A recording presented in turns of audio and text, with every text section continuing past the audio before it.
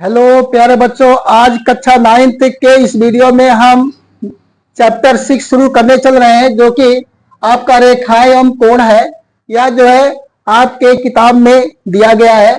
यह जो है इस प्रकार के प्रश्न पेपर में आपको मिलते हैं और आपको केवल स्टेटमेंट दिया जाता है प्रमेय का कि आपको सिद्ध कीजिए कि दो रेखाएं एक दूसरे को प्रतिच्छेद करती हैं तो शीर्षाभिमुख कोण बराबर होते हैं। या आपको ऐसे ही स्टेटमेंट दे दिया जाएगा, यदि दो रेखाएं एक दूसरे को प्रतिच्छेद करती हैं तो शीर्षाभिमुख कोण बराबर होते हैं। बाकी और सारी चीजें आपको सिद्ध करने के लिए आपको उसमें क्या करना होता है, लिखना होता है। सारी चीजें आपको इसमें लिखना होता है। हमने जो है समय को बचत करने के लिए पहले चित्र बना दिया है और इसको इसी चित्र के माध्यम से जो है आप सिद्ध करेंगे। यहाँ पर यह चित्र बनाया गया है।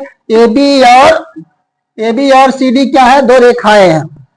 यहाँ पर ए बी और सी डी क्या है, दो रेखाएं। बहुत ही इंपॉर्टेंट प्रमेय है, इसे आप बड़ी भात से तैयार कर लीजिएगा। जो है यहाँ पर कह रहा है, यहाँ पर आपको इसमें प्रमेय नंबर 1 है।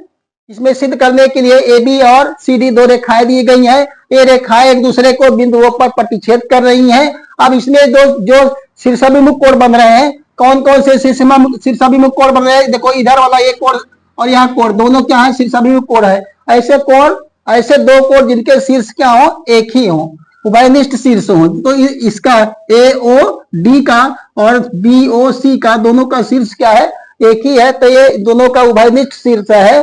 तो ये क्या होंगे, दोनं अपोजिट एंगल होंगे और ये दोनों क्या होंगे, शीर्षाभिमुख कोण होंगे। इसी प्रकार यहाँ बी ओ डी और सी ओ ए दोनों का शीर्ष क्या है, ओ क्या है, कॉमन आ रहा है। ये दोनों क्या होंगे, आपके शीर्षाभिमुख कोण होंगे। इस प्रकार से कोण यहाँ और कोण यहाँ, ये दोनों शीर्षाभिमुख कोण है। अगर बात किया जाए तो इसका ए ओ सी का शीर्षाभिमुख कोण क्या है, बी ओ डी, और बी ओ सी का शीर्षाभिमुख कोण क्या है, ए ओ डी। इस प्रकार से दोनों क्या है, शीर्षाभिमुख कोण है।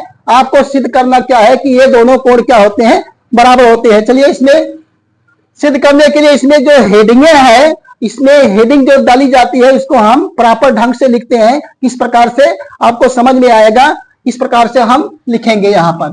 अब यहाँ पर क्या लिखेंगे, सबसे पहले लिखेंगे ज्ञात है। सबसे पहले क्या लिखेंगे, ज्ञात है। ज्ञात है के अंतर्गत वो चीजें लिखी जाती हैं जो चीजें आपको दिया रहता है। इसमें आपको क्या क्या दिया है, दो रेखाएं दिया गया है। तो यहां पर क्या लिखेंगे, ज्ञात है दो रेखाएं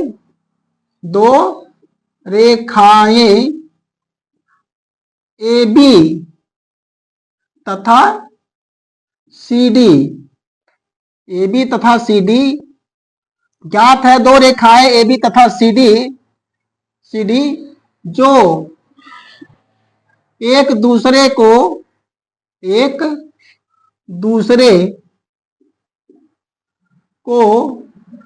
बिंदुओं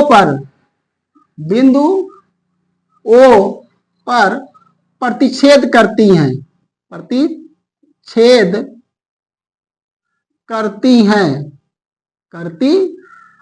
ये हमारा क्या हो जाएगा, ज्ञात है।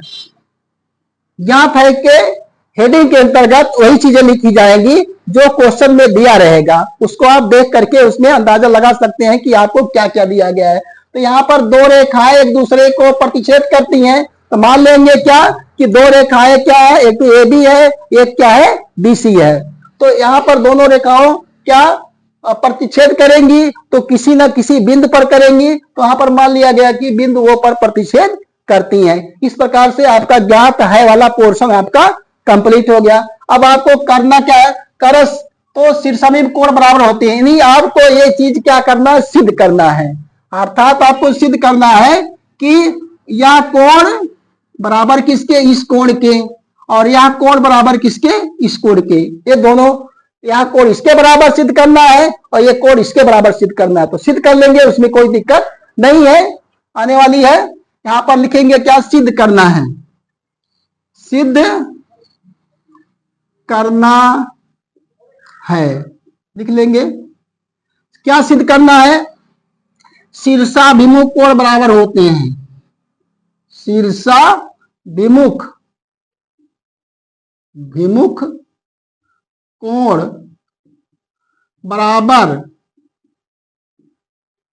होते हैं, होते हैं, ये आपको सिद्ध करना है। तो यहां पर अर्थात क्या लिख देंगे, अर्थात, अर्थात क्या लिखा जाएगा, कोण, कोण ए ओ बी, ए ओ डी, कोण ए ओ डी बराबर हो जाएगा कोण बी ओ सी, बी ओ सी, और तथा, तथा कोण ए ओ सी, ए ओ सी बराबर क्या हो जाएगा कोण B O D, B O D. यही चीज आपको क्या करना है, सिद्ध करना है। ए ओ डी, ए ओ डी बराबर किसके, B O D, B O C, sorry यहां पर बी ओ सी, इस कोण के आ जाएगा। और आपका ए ओ सी, ए ओ सी अर्थात यह कोण बराबर क्या हो जाएगा, बी ओ डी अर्थात इस कोण के आपको सिद्ध करना है। अब इसमें करना क्या रहेगा, अब इसमें सिद्ध करने वाला जो पोर्शन लिखा जाता है प्यारे बच्चों, उसे हम क्या कहते हैं, उपपत्ति, उसे क्या कहेंगे, उपपत्ति कहेंगे। तो अगली हेडिंग हमारी क्या रहेगी, उपपत्ति। यहां क्या लिखेंगे, उपपत्ति, उपपत्ति, सिद्ध करने वाले हेडिंग के अंतर्गत हम लिखेंगे उपपत्ति। यहां पर सिद्ध करने के लिए देखिए, यहां पर सबसे पहले क्या लिखा जाएगा, यहां पर ए बी रेखा पर किरण ओडी क्या है, आपतित है। क्या लिखेंगे, रेखा, रेखा ए बी, ए बी पर किरण, अब यहां पर देखिए इसका, इस किरण का ये एंड पॉइंट है, वो है तो किरण ओडी बोलेंगे, किरण ओडी, ओडी आपतित है, आपतित है, चाहे आपतित है लिखिए, चाहे खड़ी है लिखिए, दोनों एक ही चीज है।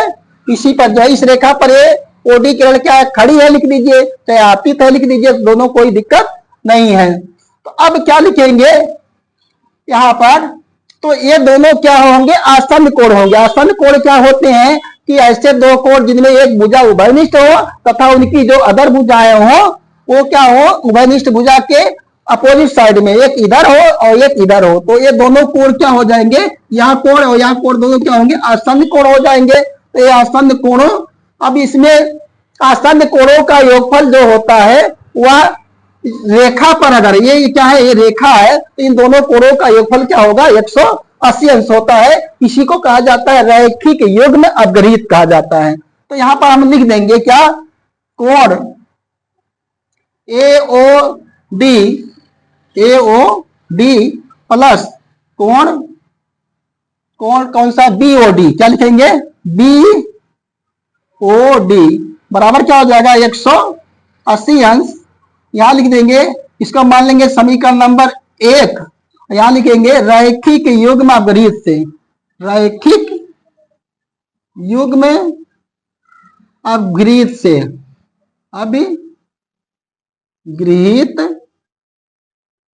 से, इसको हम क्या करेंगे, रैखिक युग्म अपगृहीत से लिखेंगे। इसी प्रकार आपका कौन सी रेखा, यहां पर लिया जाए सीडी रेखा पर किरण ओबी क्या है, आपतित है, इसको लेंगे, इस रेखा को लिया जाएगा, सीडी रेखा पर किरण ओ बी आपतित है। क्या लिखेंगे, रेखा सीडी पर किरण, किरण ओबी, ओबी आपतित है, आपतित है। अब यहां पर इस पर किरण आपतित हो गई, तो यह कोण और यह कोण दोनों क्या होंगे, आसन्न कोण होंगे। अगर ये रेखा है, ये रेखा क्या है, सीडी क्या है, रेखा है, तो आसन्न कोणों का योगफल क्या होगा, 180 अंश होता है। यही क्या है, रैखिक युग्म अपगृहीत है जो है। तो यहां पर क्या हो जाएगा, कोण, कोण यहां पर दोनों कोणों का योगफल क्या होगा, 180 अंश। तो क्या लिख देंगे, कोण बीओडी, कोण बीओडी प्लस हो जाएगा कोण बीओसी, बीओसी, यहां सही नहीं लिखा गया, लिख देते हैं बीओसी बराबर कितना होगा 180 अंश। ये हो गया समीकरण नंबर 2। समीकरण नंबर 2 यहां लिख देंगे रैखिक युग्म अभिरीत से, रैखिक युग्म अभिगृहित से, अभिगृहित से। इस प्रकार से प्रॉपर ढंग से जो हम लिखेंगे ताकि आपको कोई दिक्कत ना हो, इसे आप सही ढंग से लिखेंगे। अब यहां पर देखिए इसके समीकरण 1 और 2 का जो दाया पक्ष है क्या है, बराबर है। ये भी 180 है, ये भी 180 है, तो समीकरण 1 और 2 का दाया पक्ष जब बराबर है तो बाया पक्ष भी बराबर हो जाएगा। तो क्या करेंगे, लिखेंगे समीकरण 1 और 2 से, क्या लिखेंगे, समीकरण 1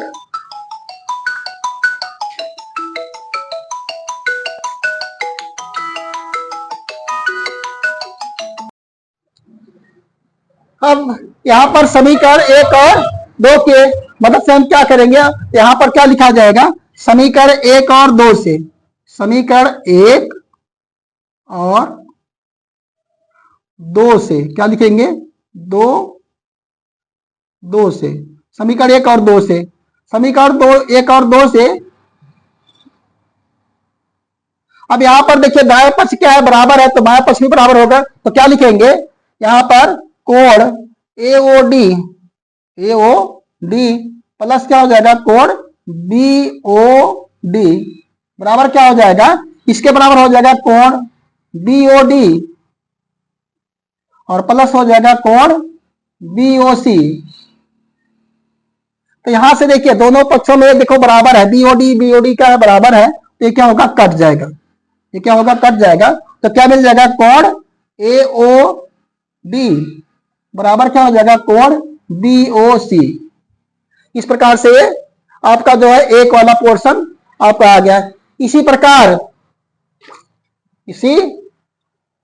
प्रकार हम सिद्ध कर सकते हैं, क्या लिखेंगे, इसी प्रकार हम सिद्ध कर सकते हैं, सिद्ध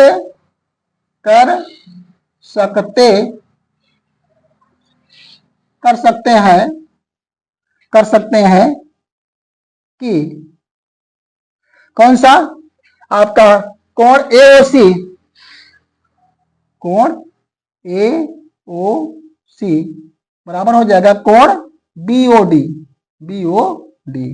अब यही चीज आपको प्रूव करना था, यही आपको सिद्ध करना था जो है, इस प्रकार से ये प्रूफ हो जाएगा।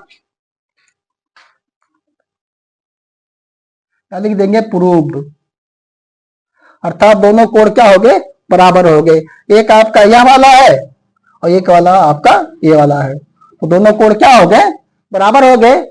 इस प्रकार से यह क्वेश्चन जो है आपका पूरा हो गया जो है। हम आशा करते हैं कि यह क्वेश्चन जो है आपको बहुत ही अच्छे तरीके से समझ में आया होगा। यदि आपको वीडियो अच्छा लगता है लाइक से सब्सक्राइब जरूर कीजिएगा। नमस्कार, जय हिंद, जय भारत।